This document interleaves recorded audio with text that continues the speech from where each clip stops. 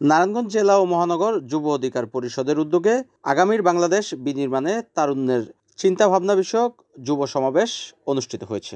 শুক্রবার বিকেলে নারায়ণগঞ্জের পঞ্চবটি এলাকায় এই যুব সমাবেশের আয়োজন করেন নারায়ণগঞ্জ জেলা ও মহানগর যুব অধিকার পরিষদ। এতে প্রধান অতিথি হিসেবে উপস্থিত ছিলেন গণ অধিকার পরিষদের সভাপতি ডাকসুর সাবেক ভিপি নুরুল হক নূর। প্রধান বক্তা হিসেবে উপস্থিত ছিলেন যুব অধিকার পরিষদের সভাপতি মঞ্জুর মোর্শেদ মামুন।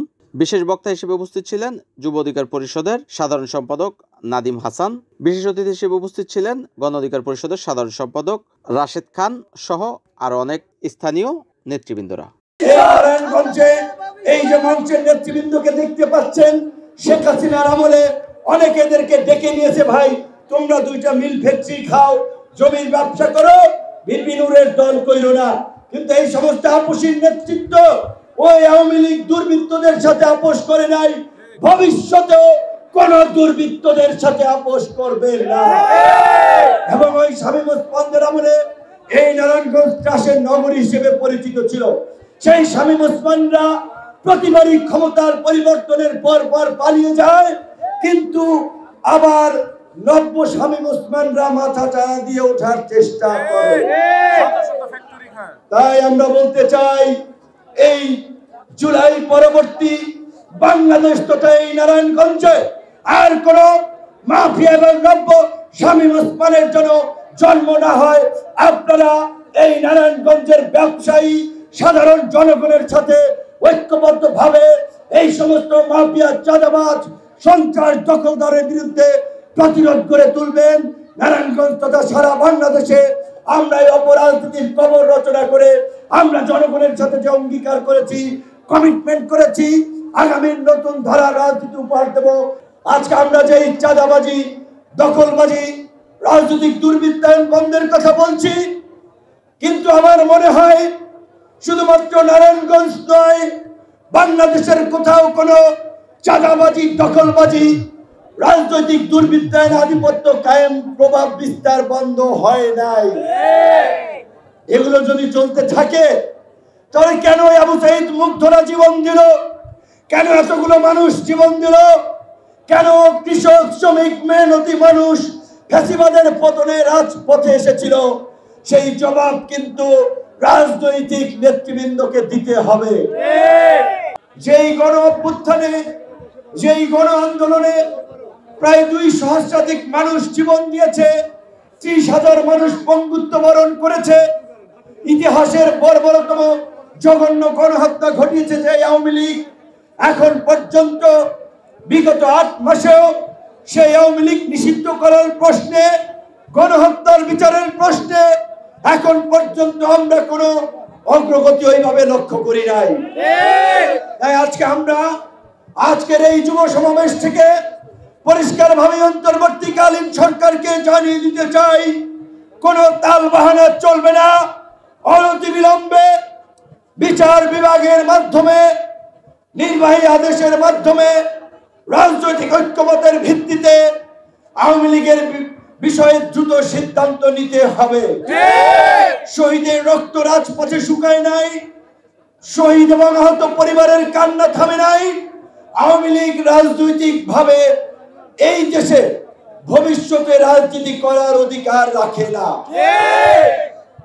এই প্রথাগত এবং প্রতিষ্ঠিত রাজনৈতিক দলগুলোর বাইরে গণ অধিকার পরিষদই রাজনীতিতে পরিবর্তনের অঙ্গীকার নিয়ে, নতুন ধারা রাজনীতি প্রতিষ্ঠার কমিটমেন্ট নিয়ে মানুষকে রাজনীতিতে আহ্বান করেছে।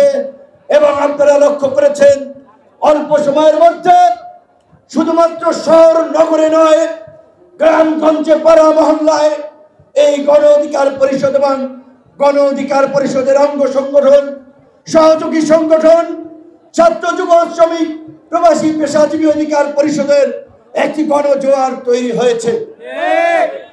বড় বড় রাজনৈতিক দল সহ সকলকে বলবো, 5ই আগস্ট হাসিনার পতনের জন্য, ফ্যাসিবাদের পতনে এই জুলাইয়ে যে জাতীয় ঐক্য এবং সংহতি প্রতিষ্ঠিত হয়েছিল, আগামীর বাংলাদেশ বিনির্মাণ করার জন্য, জন আকাঙ্ক্ষার বাস্তবায়ন করার জন্য আমাদের সেই জাতীয় ঐক্য এবং সংহতি বজায় রাখতে হবে। কিন্তু কোন কোন দল যদি ভাবেন আমরা একাই 100, আমরা এইসব নিয়ন্ত্রণ করব, আমরা এইসব হত্যাকর্তা তাদেরকে বলবো আওয়ামী লীগের পতন থেকে শিক্ষা নিন। এই দেশের মানুষ কাউকে পরোয়া করে নাই।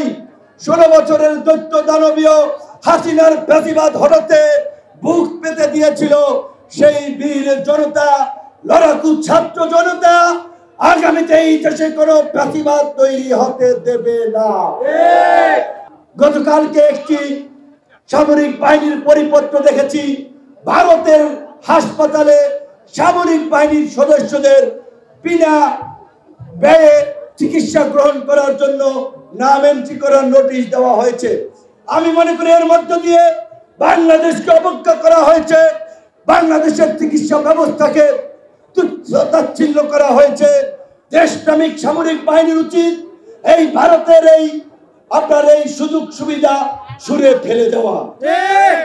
বাংলাদেশের চিকিৎসা ব্যবস্থা দক্ষিণ এশিয়ার মধ্যে কোনো অংশে কম নয়, তবে আমাদের ডাক্তারদের এবং নার্সদের একটু আন্তরিকতার ঘাটতি আছে।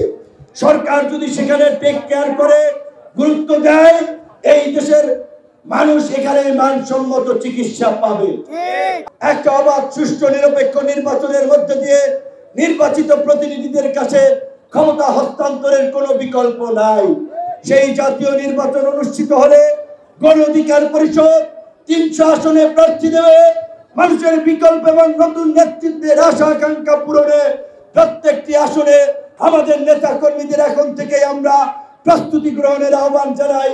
একই সাথে যদি জাতীয় নির্বাচনের আগে স্থানীয় নির্বাচন হয়, এই নারায়ণগঞ্জ সহ প্রত্যেকটি সিটি কর্পোরেশনে মেয়র, কাউন্সিলর, চেয়ারম্যান, মেম্বার প্রত্যেকটি জনপ্রতিনিধি পদে যেন আমরা প্রতিনিধি দিতে পারি।